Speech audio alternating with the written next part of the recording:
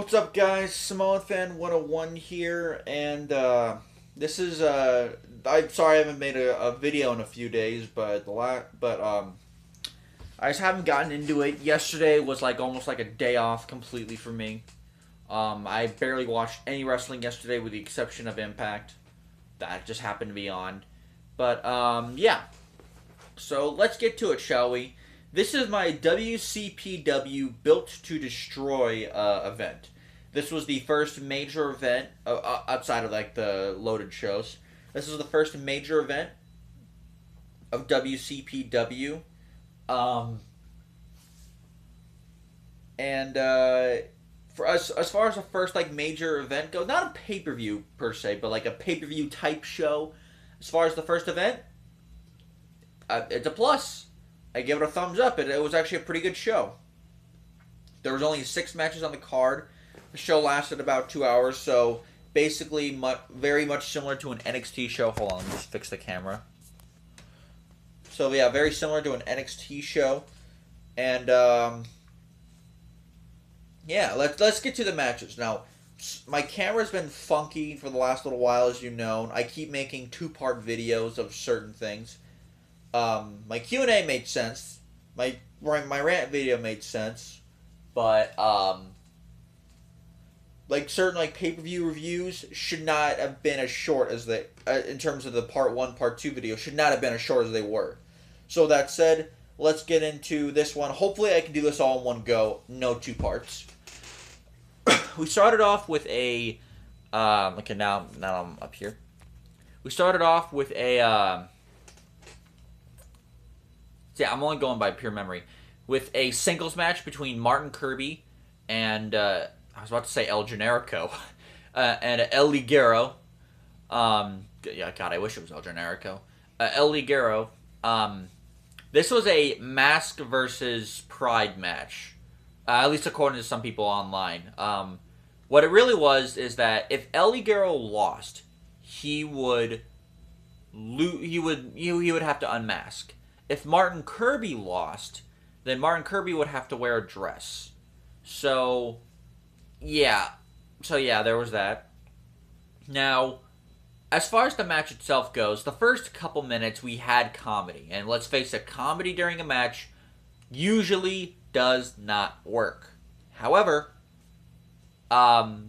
we skipped with the comedy shit only happened for like a minute, maybe two. And then we got into what I thought was actually a pretty good match. If it wasn't for the comedy, I think it could have been a very good match. But as far as I know, it's just a good match. Kirby and I keep saying El Generico. El Ligero definitely had a good match here. Of course, El Ligero won with that springboard DDT from the middle rope, and El Ligero won. But other than that, it was actually a pretty good match. The ending, I can't give too many specifics. All I know is that it was a good match, and check it out. The ending of the show was what was it? Oh yeah, it was when when El Ligero put the dress on Kirby, and it took a little while to figure it out. But you could obviously, even though Kirby was trying to pretend to be sleeping because, he was supposed to be choked out and, knocked out, passed out and all that shit, you could tell that at times he was awake to try to help Ligero put the dress on. But you could just tell right off the bat. Horrible acting. But other than and when Kirby woke up, quote unquote, he said he would never wear a dress. He looked down, he was wearing a dress. And Kirby would make a great woman in a movie because he screams like a girl. What a little bitch. Oh, and up until this point, you should know that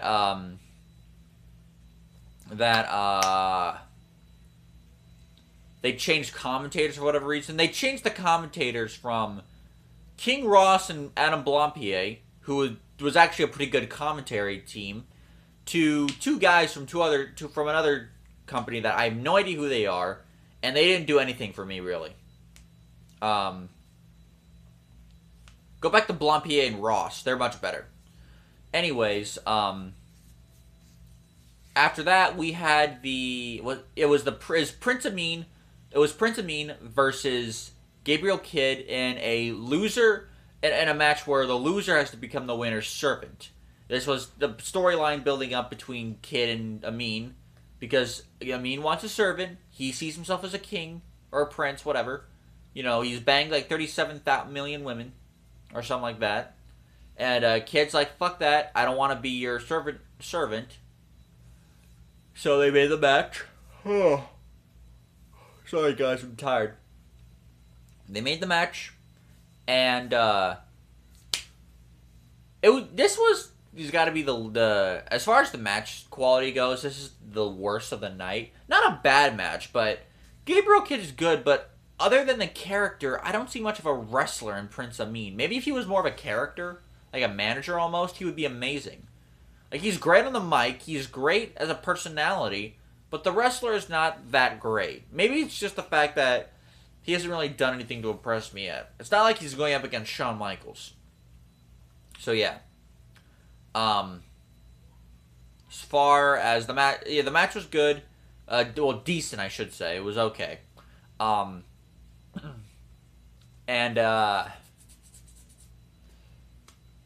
Prince Ameen won, and Gabriel Kidd is now the servant, who I think was his first task was to carry around his suitcase bag or some shit like that. Of course, the match ended when Ameen, he tried to use like a suitcase as a weapon or some shit. Kidd went for the DDT. Ameen, I believe, kicked him in the balls, hit a move on him, and then won the match. What a bitch. What a dick, I mean. So the third match was probably the best, well, not the best match of the night. Not a chance, but it was the most viewed match of the night. Because remember, this show was on YouTube, free on YouTube, and you had to live stream it. So, and which on YouTube is very easy. So, I actually paid attention to the rating throughout the show. The show never went any higher than 10,333 people watching. Considering this company's only been around for 5 months, that's a hell of a feat. To garner 10,000 viewers just like that in a matter of just a few weeks, and from a legacy that's really started off as a YouTube fan base basically, which turned into its own wrestling promotion and is still a fan base, of course. It was a no holds barred match between Joe Coffey and Primate. Pretty good match here. Pretty damn good match, I should say. Not a great match, like just a notch below it, but a pretty damn good match. This, if I had to compare this match to anything, it would be the matches, the Falls Count Anywhere matches between the Cage and the Mac from Lucha Underground. Are they up to that quality? No. Well, the quality of the first match. It's really more the quality of the second match. The quality of the first match is better than the other two. But, yeah. That shit happened. So, and for the most part, pretty damn good no-holds-barred match, I have to say. Joe Coffey won. He beat Primate. But, both guys looked strong in this match. Very little bullshit happened here. No, not much in the way of interference, I believe. And, yeah. But, that was only a taste of what was coming up next.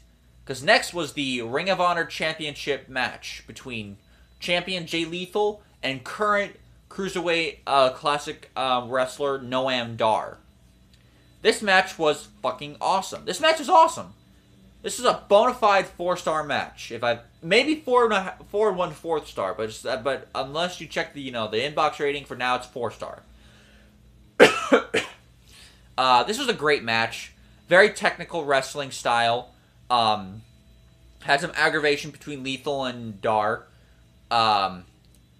Great back and forth stuff. Lethal won, of course, because there's no way he's losing the title on a non-Ring of Honor show. That's not happening. But the match was great. By far the match of the night. If you guys should check this out if you have to. Check if you can. Check out Lethal and Dar. You will not regret it. The match that followed up, it could not follow up. It was the Prophecy, which is Alex Gracie and, God, I forget that one guy's name. and the team of Joe Hendry and Joseph Connors. A decent match here, just a slight nod above Ameen and Gabriel Kidd, but only just. This was an okay match. God, this was an okay match. The Prophecy won when God, I forget when Joseph Connors tacked himself in. He was arguing with Joe Hendry, who was more of the heel of the group, and he got rolled up by one of the members of Prophecy and got pinned. And I thought there was going to be a bona fide heel turn where Hendry attacked Connors, but that didn't happen here. So we're still waiting on that. As far as the match goes, it's just okay. Prophecy won, which they needed to, because I haven't seen them garner one single big win yet. Either as a singles wrestler or tag team wrestlers. Main event of the night was Big Damo versus Rampage Brown for the new WCPW World title, or just WCPW title. As far as the match, this is a pretty good match. It's a little better than Kirby and Liger, but not as good as either the No Holds Barred match or the Ring of Honor title match. But this was a pretty good match. A nice back and forth brawl between these two, which was needed because Big Damo, from what I see, is not that much of a technical wrestler, not with his size. Rampage Brown, is actually pretty good. WWE should look out for this guy. This guy can really go. The finish of the match was when... Okay, this is what happened. So Adam Blampied, and I might not have enough time here, so I gotta explain quickly. Adam Blampied told Rampage to use the pile driver. Rampage did not do that because, per order of Adam Pacitti, if he did, he would get fired. So Big Damo instead attacked him. He hit him with a low blow. He then hit him with a pile driver. Adam Blampied, before that, got clotheslined by Rampage, by the way, which was awesome. He sold that well. But he hit him with a pile driver, and Big Damo got the 3 count. 1, 2, 3. Big Damo's your new WCPW title. He gave Rampage another pile driver. He gave the referee a pile driver. He attacked, Jack the Jobber, who was at Big Damo's corner. So a double turn happened here. Rampage got screwed over, and Big Damo's your new big heel. Rampage is your face. Pacitti said, do not hand him the title. Then he got attacked by Damo, and that's how the show ended, with him as your champion. So, overall, pretty good show. You should especially see the Ring of Honor title match. Just a quick update. During my Battleground review, I completely forgot about the tag team match between the Club and Cena and Enzo and Cass. That was a good match. Enzo, Cass, and Cena won, which they should, since they went to SmackDown. Only Styles went to SmackDown. The other members of the Club went to Raw. And I changed my rating for King Cuerno, not King Cuerno, but for Puma and Mysterio, who I take back that was the match of the Ultima Lucha shows, but barely.